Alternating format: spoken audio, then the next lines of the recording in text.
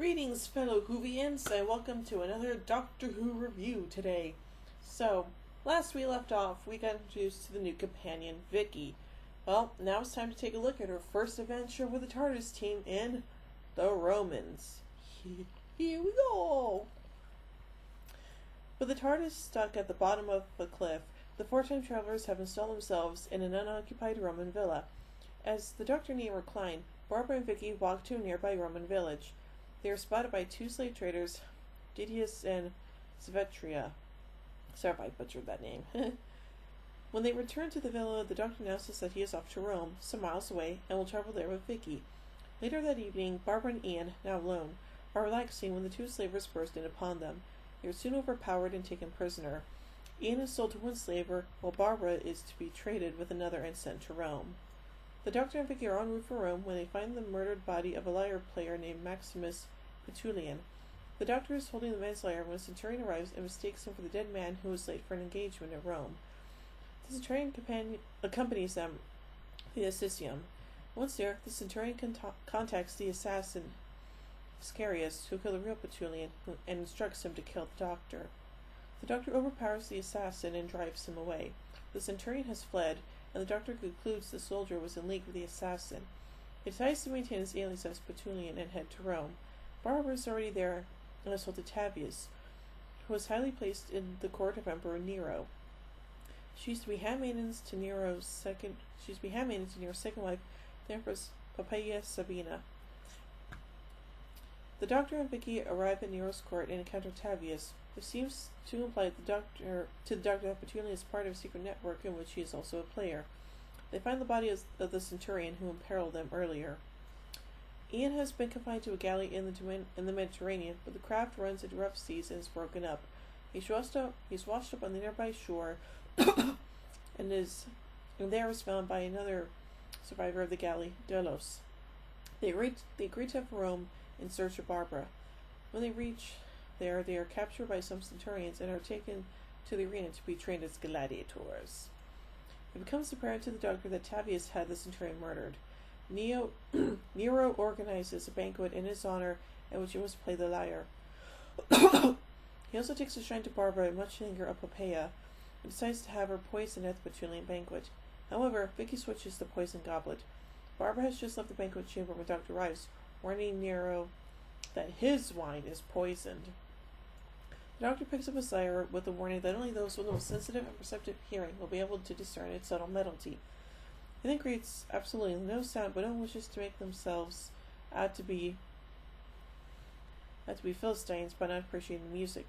Nero is not convinced and decides to have Petulian fed to the lions. At the arena, Ian and Delos are set to fight each other. However, they decide to fight their way out of the arena. Ian shouts to Barbara that he will be back to rescue her. The Emperor calls off his soldiers, planning to have them killed when he returns to rescue Barbara. The Doctor has found the architectural plans for Nero's new Rome, and deduces that since the year 64 AD, that the Emperor is planning to destroy the city. Tavius arrives and warns the Doctor that the Emperor is planning to kill him too, advising him to complete his mission and kill Nero soon. Petulian was an assassin all along. The Doctor accidentally sets fire to Nero's architectural plans. Nero noticed this and gets the idea for the Great Fire of Rome, thanks to the Doctor, and decides to spare his life. A rabble are bribed into starting the blaze, and Ian is helped into the palace by Tavius, who reunites him with Barbara. When Tavius decide, the two are allowed to escape and make their way back from Rome and back to the villa. Delos helps them get clear of the palace. The Doctor and Vicki also escape the city, watching a burn from a nearby hill. All four are leaving the TARDIS, but barely begin to travel when a strange force starts dragging the ship into an unknown location. Ooh. So, now let's look at the production elements of this episode, shall we? The story is notable for its use of humor. In episode 3, the subplot involving Nero, the Doctor, and Vicki is played as a farce. The Doctor and Vicki repeatedly missing Barbara in their wanderings through the palace, and appearing to accidentally give Nero the idea to burn down Rome. An attempt to poison Barbara is played humorously, and culminates in Nero intentionally giving the poisoned wine to an annoying slave. In contrast, the subplot involving Barbara and Ian was played straight, with substantial dark elements. Their storyline emphasized the brutality of Rome's slavery and gladiatorial combat. This was the last story in which Morgan Penfield would serve as associate producer, although he returned to the series to direct the Space Museum and some of the chase. Barry Jackson later played Garvey in Galaxy 4 and Mission to the Unknown. He also played Drax in The Armageddon Factor. Edward Kelsey later played Resno in The Power of the Daleks and Edu in The Creature from the Pit. Gertrude Clabber later played Ola in The Macra Terror. So, how is this story? Well, since I have actually seen it before, I say it's actually pretty damn good. Now, here's the question. Do I recommend this episode to New Who fans? Yes, I do. I highly recommend it because, well, it takes place in Rome, and so does another New Who episode. That, of course, is The Fires of Pompeii from Series 4 during David Tennant's tenure as the Doctor.